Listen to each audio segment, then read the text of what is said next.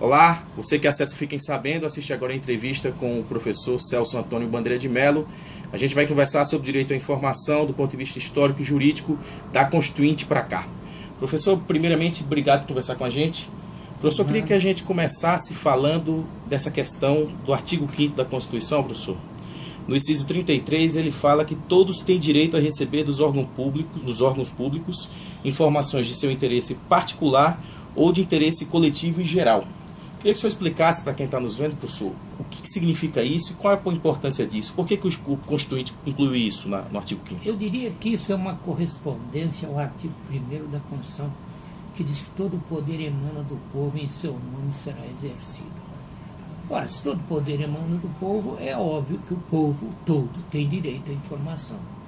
Logo, a garantia do direito à informação, ou digamos a estatuição desse direito na Constituição, é como que um corolário desta regra fundamental da democracia de que todo poder emana do povo. É por isso que está lá na Constituição. Discutiu-se muito, numa certa época, se a Constituição devia ser longa, devia ser curta, etc. O ministro Seabra Fagundes, que era um dos homens mais clarividentes que o Brasil teve, soube ser um grande jurista, uma figura exponencial da vida pública, o ministro Seabra Fagundes dizia: a Constituição não tem que ser nem grande nem pequena, tem que ser do tamanho necessário. Perfeito. Essa é a definição perfeita de como deve ser uma Constituição. No Brasil, é preciso que a Constituição seja bastante explícita, porque, sendo explícita, já se descumpre tanto, calcule se não fosse. De maneira que essa explicitação do direito à informação é uma característica, digamos, que decorre de um regime democrático. Se todo poder emana do povo, é claro, e seu nome exercido, é claro que todo o povo tem direito à informação. Essa é a razão desse dispositivo, que fala no direito à informação. Agora a gente pegando do ponto de vista histórico, a gente está falando de Constituinte, professor, ali, segunda metade da década de 80. Queria que o senhor contasse um pouco como que era o Estado naquela época. A gente via de uma ditadura durante 21 anos, o Estado, na época da ditadura, como que a pessoa fazia para ter acesso à informação que estava em poder da administração pública? Não conseguia nada? Não tinha informação. O nível de transparência do Estado era qual naquela época? Nenhum.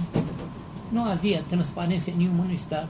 Basta dizer que se praticava tortura abertamente e muita gente negava até que houvesse tortura.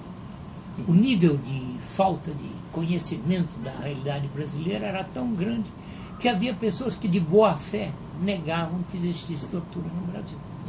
Veja que não sabia nada do que se passava nesse país. Agora, professor, a gente vê que foi regulamentada essa questão desse direito. Esse direito à informação veio a ser regulamentado numa lei de 2011, que entrou em vigor em maio de 2012. O senhor, que é um jurista, acompanhou tudo isso, essas últimas décadas no país. Eu queria saber por que demorou tanto. A gente está em 88, vem para 2012. Para a gente ter acesso, conseguir exercer esse direito à informação. O que é que houve no Brasil? Que a gente teve governo Collor, Itamar, Fernando Henrique Cardoso, governo Lula. O que é que houve, na tua opinião? Por que se demorou tanto para a gente poder exercer esse direito? Na minha opinião, no fundo, o que acontecia e continua acontecendo, é que o Brasil tem uma fraquíssima consciência democrática. Quando conversávamos antes, eu me lembro de ter lhe dito que um grande constitucionalista italiano havia afirmado, Biscaretti de Ruffia, que a democracia era um sistema que pressupunha um mínimo de consciência de cidadania. Quando não existe consciência de cidadania, o Brasil não existe, não é? Ou se existe, é numa escala muito modesta. É natural que não se forceje, digamos assim, por ter uma interação maior entre o Estado e os cidadãos. Não havia... Não é do interesse de quem está... Quem está no poder não tem nenhum interesse, é lógico. Em abrir as informações da administração pública para todo mundo. Depois, a tradição da administração brasileira é segredista. O indivíduo vai e pede uma informação, diz: não, isso aqui é assunto interno. Bom, não há assunto interno. Mas essa é uma resposta comum. Até hoje. Até hoje, que bem demonstra uma mentalidade. Imagina-se que, olha, quer um exemplo maior? As pessoas vão e destroem o orelhão. Por quê? Porque acham que aquilo não é dele. Ué, se achasse que era dele, não ia destruir. Fazer isso. Quer dizer, há uma distância tão grande entre o cidadão e o poder, tão grande, tão incrivelmente grande, que eu não estranho que tenham demorado para surgir, fazer essa lei, regulamentar um direito. Regulamentar, entrar em vigor, porque a nossa situação é horrível. O Brasil ainda está muito longe da democracia. Muito, muito, muito. Uhum. Tanto que hoje se discute o financiamento público das campanhas. E ainda há quem sustente, e muitos, eu acho que talvez a maioria do Congresso, sustente o financiamento por parte de empresa. Ora, meu Deus do céu, por que uma empresa vai financiar uma campanha? É por amor à democracia? Há alguém que pense isso? Alguém que é tão tonto que pense isso? Ninguém pensa isso. Todo mundo sabe que é uma tentativa de cooptar parlamentares. E, no entanto, há quem defenda. Isso é a bastante maior... gente que defende. Nossa, né? Isso é a maior demonstração de que nós estamos muito longe ainda de um espírito democrático. Logo, que tenha demorado tanto para regulamentar... Não te surpreende. Não me surpreende. Me parece que está muito consentâneo com essa visão autoritária da política brasileira. Só para a gente concluir essa entrevista, professor, o senhor mencionou que, se aplicada, essa lei de acesso à informação tem o potencial de mudar o país. Queria que o senhor dissesse isso e explicasse para quem está nos assistindo a importância dessa lei. Se essa lei for realmente aplicada, o país muda. Mas muda completamente.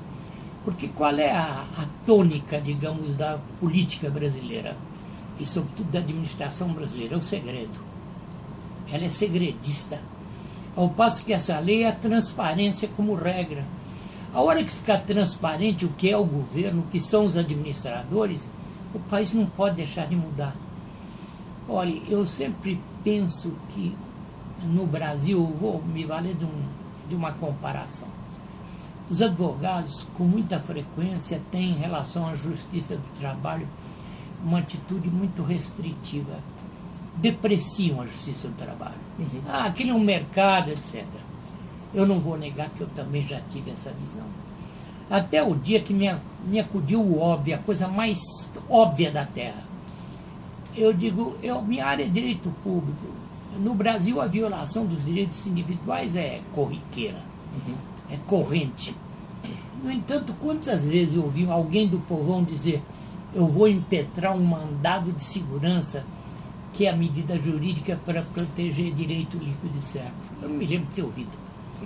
No entanto, eu cansei de ouvir, não advogando na Justiça do Trabalho, que eu não advogo na Justiça do Trabalho, eu cansei de ouvir as pessoas dizerem: eu vou procurar meus direitos. Vou entrar com a reclamação trabalhista. Isso significa duas coisas. Uma, que ela acredita que ela tem direitos, que são os trabalhistas. Ela não tem noção de outros, mas trabalhistas ela tem.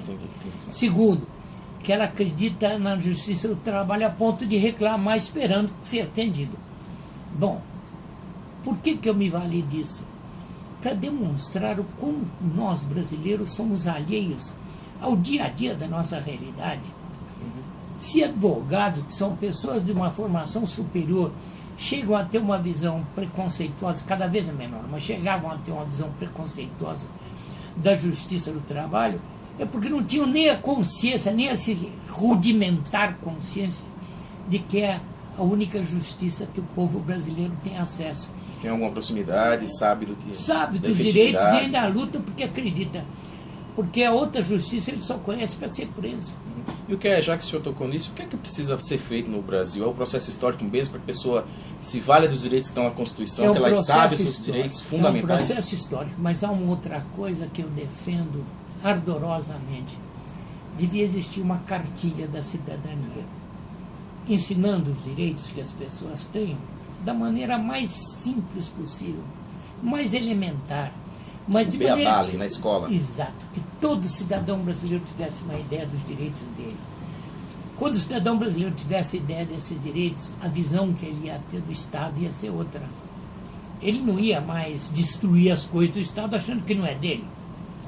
Porque ele ia perceber que era dele. Ia perceber que aquilo era dele. Então eu acho que uma cartilha da cidadania era uma das tarefas mais urgentes para algum governo democrático.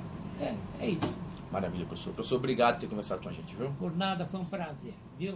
Boa sorte para o seu site. Obrigado, professor.